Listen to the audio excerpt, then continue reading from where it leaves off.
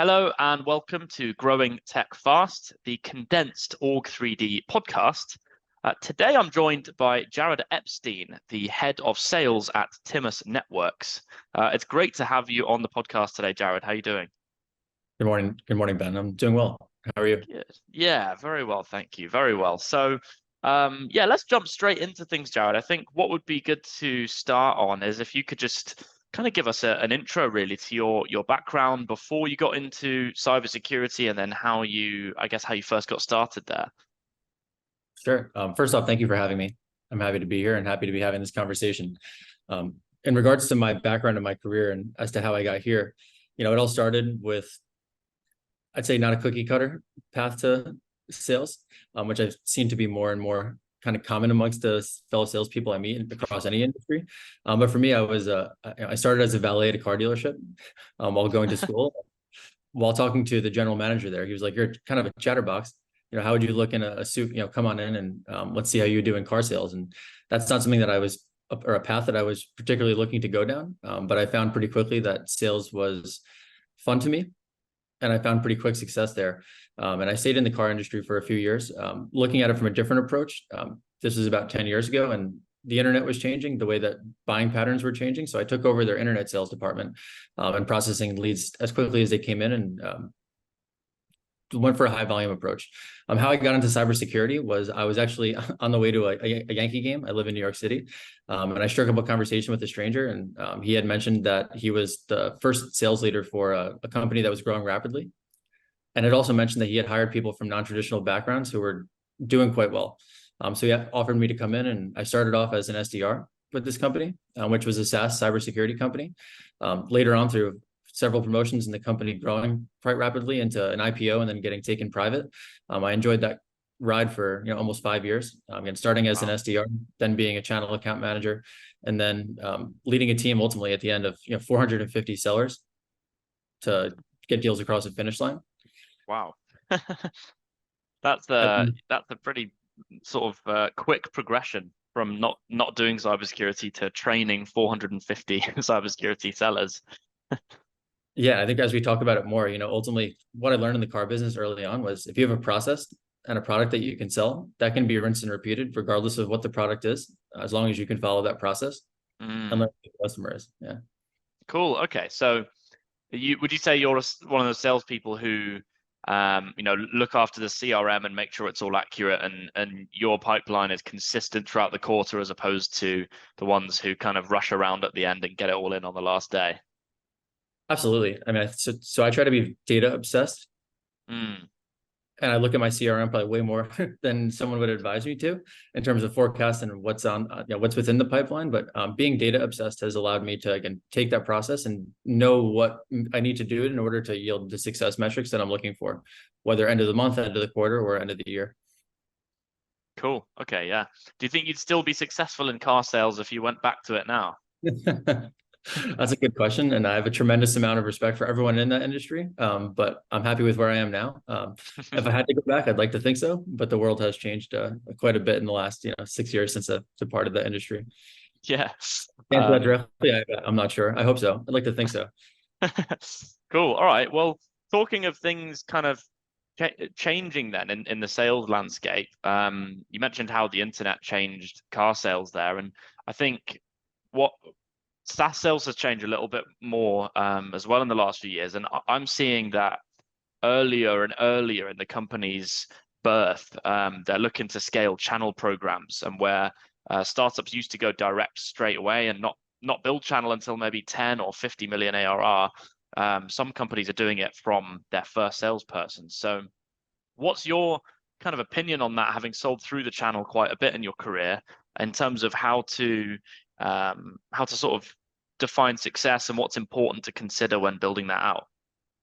That's a great question, and there's contrary views to mine, and I have my point, and I'm sure people can make a very good argument for against what I'm saying. But what I've seen be successful, and what we've implemented at Timus, and how I've seen it in other companies that I've been a part of the selling motion at, is if you have 10 channel partners, that's essentially 10 sellers that are part of your organization that maybe aren't on the payroll, but those 10 channel resellers have access to their entire customer base. And oftentimes, if they've been in business for even 5, 10, 15, 20 plus years, winning them is a one-time sale.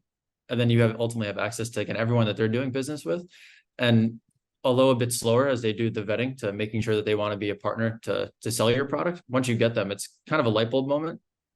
Mm. And I like to look at it like a hockey stick. It takes some work on the ground level, but once it goes, it really kind of takes off.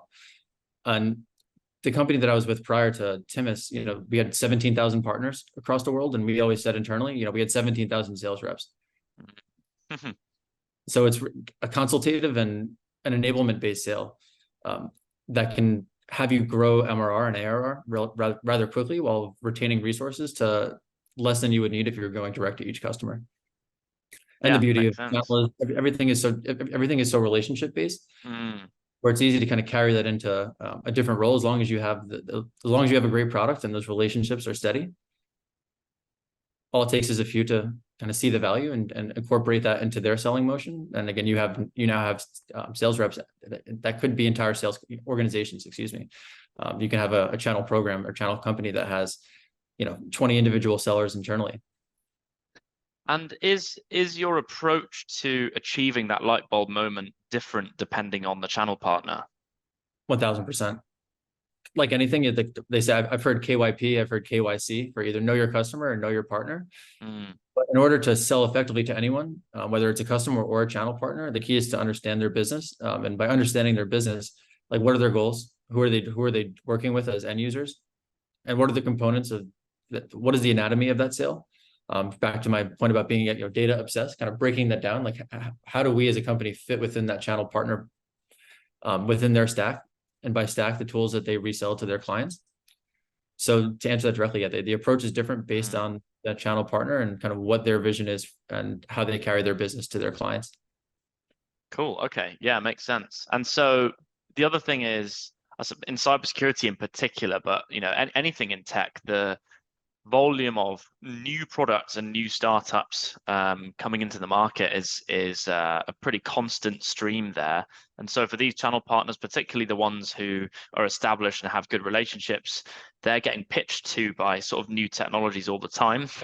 So what's the kind of approach towards the messaging and the packaging of your product, and also when you're actually getting into those first calls for really trying to articulate what makes you different to all the other new kids on the block? That's a great question also. Thanks, Ben. And there's two ways of working with channel partners, and there's two motions. It's either sell to or sell through. And I've had the benefit of working with both types of sales motions. Currently at Timus, it's a sell through product. So the way that those conversations are started is, look at our technology.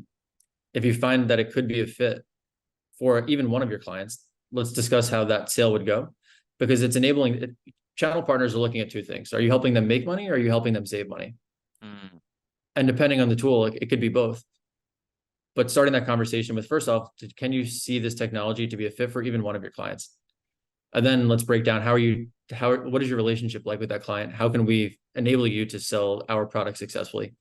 So I think the root of channel programs is, one, having the technology, two, understanding their business model, and then three, the enablement piece to make sure that they're successful in selling it, managing it, and also deploying it.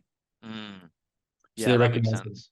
And the goal as a sales rep to a channel partner is for them to look at you the way that we look at them as an extension of our business, for them to look at either the sales rep or the company as a trusted advisor, for them to grow their businesses as a whole.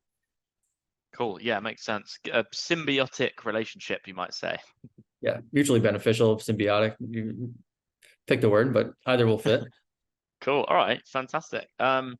And something that I wanted to get into in a little bit more detail, you touched on it earlier, of this trajectory you've been on of never having sold cybersecurity to within 5 years, you're the person kind of training 450 other people. So what's that journey been like, just from going from a successful individual through to a leader and now joining Timus as the head of sales? How have you found that? that it's been an evolution and a ride. I think there's first off, there's a realization as an individual contributor, one, you're the most valuable part of the team. So for any seller watching this, if you're the individual contributor killing it month over month, quarter over quarter, and there's no problem staying there, right? And that took some introspection for myself to be, okay, do I want to stay doing this and making a ton of money and knowing my customers, and to then having a role where making other people better, helping other people be more successful in their careers, but still with that company driving that towards that same goal. It's great to see the partners and the customers adopt that, but also it's great to see other sellers, regardless of where they are in their career, get better and make more money and be more successful based on either myself or the resources around in the company. There's, I don't think I can truly say that I felt it until I was able to do it, but I remember what it was like for my first day in sales and being like, all right, I have a CRM, I have a sales process, I have a product, I have all these different people I need to kind of commingle with to get to the end goal, the end result that I'm looking to achieve, which is ultimately, selling, regardless of the product and making money. And that can be daunting. And regardless of where you are in the sales process, I've always heard, or sales career, I've always been told that you never stop learning. And that still is true today, but helping people learn and get better at their jobs is incredibly rewarding, especially when everyone, again, is driving towards that same mission. When I first made the pivot of going from individual contributor to helping 450 account managers grow, I heard a phrase from one of my bosses at the time who said, this is about, winning hearts and minds. And I think the best way to be a sales leader is not being scared to get into the weeds. I currently manage everything from SDRs to account executives to sales engineers to customer success, and the whole way through the process. And when I first took on this, the role I have now is, let me start at the top of the funnel. Let me get into the weeds with my SDRs. Let me make some calls with them. Let's work on scripts that work for all of us. And the goal is to make them better than myself, but also making sure that the team is aware that I'm willing to get into the weeds with them. I've had sales leaders that are willing to, and I've had sales leaders that aren't willing to, and I tend to kind of closer to the ones that are willing to. So trying to embody the leaders that have helped me get to where I am today. Yeah, makes total sense. I've always thought of the kind of analogy of, in the trenches in the world wars, when the colonel says, "Over the top, boys," you either run with them towards the machine guns, or you stay behind in the trenches and see how it goes. But yeah, there's a ton of analogies, right? I mean, I don't want to be sitting on an ivory tower. I want to be right there with my team. And again, it's a different analogy. If you think about a rowboat, making sure all the oars are going in the right direction, we can get to where we need to go. Yeah, totally. Okay, cool. And you talked there about you're managing all functions of that sales process at the moment with SDRs and pre-sales and the frontline sales as well. And true of any sales organization, but particularly in a startup, there are different challenges that come up every day, whether it's challenges are going to come up and you're going to face, or things that just completely blindside you. And that's why I think startups aren't for everyone. And you often see people who never work in a startup, or work in a startup for 4 or 5 months and never again. So what's your kind of process, I suppose, for approaching each week, each day, to try and give yourself that stability to face those challenges as they come at you? Yeah, so I think doing constant SWOT analysis in my mind or on paper, what are my strengths, my weaknesses, my opportunities, and my threats? And then being able to roll that into what defines a good day, what defines a good week, what defines a good month, a good quarter, a good year. But starting each day with what's defining a good day today. And knowing that the variables every day change. Some days you have problems with people, some days you have problems with money, some days you have problems with product. You're never not going to have issues, but how do you solve those issues quickly and maintain that push towards the overarching goal? And so that's what's the day itself and organizing. And I think, again, it's being data obsessed for me. What are the data is the indicator as to whether things are going well or things are going poorly, and where things need for room for improvement. If we're closing a bunch of deals in the top at the end of the funnel, but we're not refilling at the top, then it's time to kind of shift and adapt. So to answer, it's like leaning on data to know where I need to focus my efforts in that particular day or that particular week to continue. Sales is like that ecosystem, that life cycle, making sure that is a healthy engine that's continuing to go and flow in the right direction. But leaning on data, KPIs to go back and know, again, where is that focus for that individual day. Yeah, definitely. The data doesn't lie. That's what my CEO says a lot of the time. And Yeah, it's true. It tells a pattern.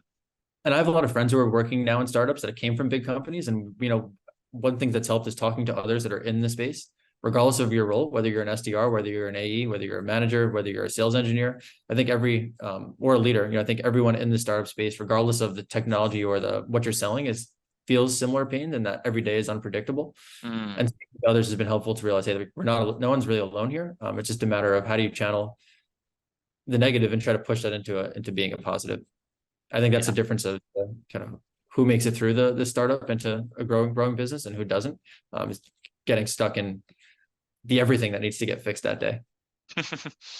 Yeah, well said. Well said. So obviously before you joined Timus where you are now, you had a successful, quite a long, 4 or 5 year stint. So um, what was kind of your thought process, I guess, when Timus came knocking, to decide, actually, yeah, I think this is the kind of opportunity I want to go for, and I want to kind of throw my hat in the ring there. Yeah. So after my about 5 year run, and watching a product go from again pre-IPO to post-IPO and being really, and being bought again and watching that life cycle, and watching the different processes, really kind of made a huge impact on my mind, in the way that I approach my day to day. So I knew first and foremost, I want to have a good product, right? You need to have a good product. You need to have a good, vision, for kind of how you want to go to market. And was there the opportunity to build things? Build them. By build things, I mean build everything. So when Timus came knocking, they were like, we have a great product. We have this vision of going through the channel, which is a motion that I know.